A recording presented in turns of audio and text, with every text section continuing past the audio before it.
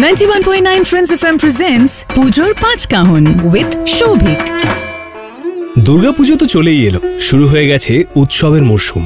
তবে একটা ব্যাপার জানেন তো, দেবী দুর্গা মহিষাসুরকে বধ করেছিলেন, এই জন্যই বিশ্বাস করা হয় মহালয়া থেকে পিতৃপক্ষের অবসান হয়ে দেবীপক্ষের সূচনা হয় এবং দুর্গোৎসব সমস্ত খারাপ শক্তির বিনাশ করে ও শুভ শক্তির বিজয় হয়। আশ্বিন মাসে প্রায় 10 দিন ধরে দুর্গাপুজোর উৎসব পালিত হয়, যদিও প্রকৃত অর্থে উৎসব শুরু হয় ষষ্ঠীর দিন থেকে, যা রীতিনীতি সম্পর্কে আপনাকে আগের এপিসোডেই বলেছি। তাহলে বোধন যখন হয়ে গেল, এবার মূল পুজো নিয়ে আড্ডা শুরু করা যাক। নমস্কার, আমি Shouvik. Welcome to my podcast পুজোর 5 কাহন। আর আজ আড্ডা দেব দুর্গা সপ্তমীর রীতিনীতি নিয়ে।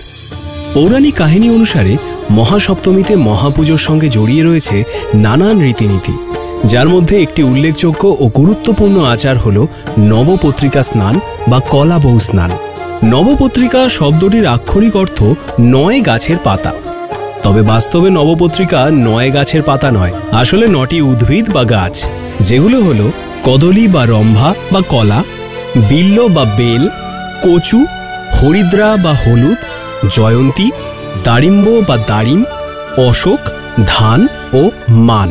নবপত্রিকার 9টি উদ্ভিদ আসলে দুর্গার 9টি বিশেষ রূপের প্রতীক রূপে কল্পনা করা হয়।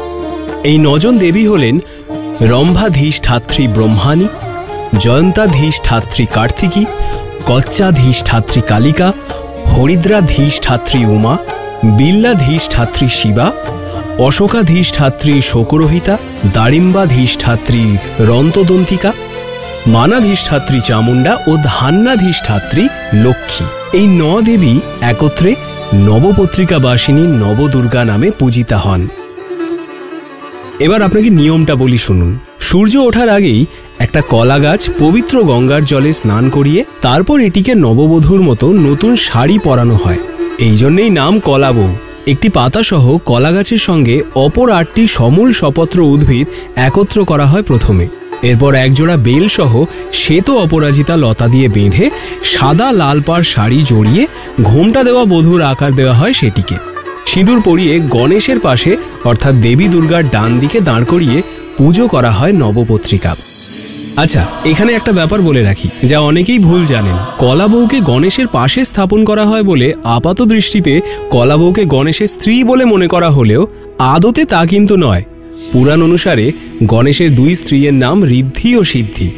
কলা বউ বা নবপত্রিকা কোনো কালেই গণেশের বউ নন। তাহলে কেমন লাগলো সপ্তমীর রীতি? জানাতে ভুলবেন না কমেন্ট সেকশনে। অষ্টমী নিয়ে আড্ডা দিতে আসছি খুব শিগগিরই।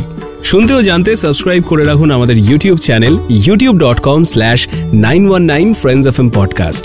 আর শুনতে থাকুন পুজোর 5 কাহন শৌভিকের সঙ্গে।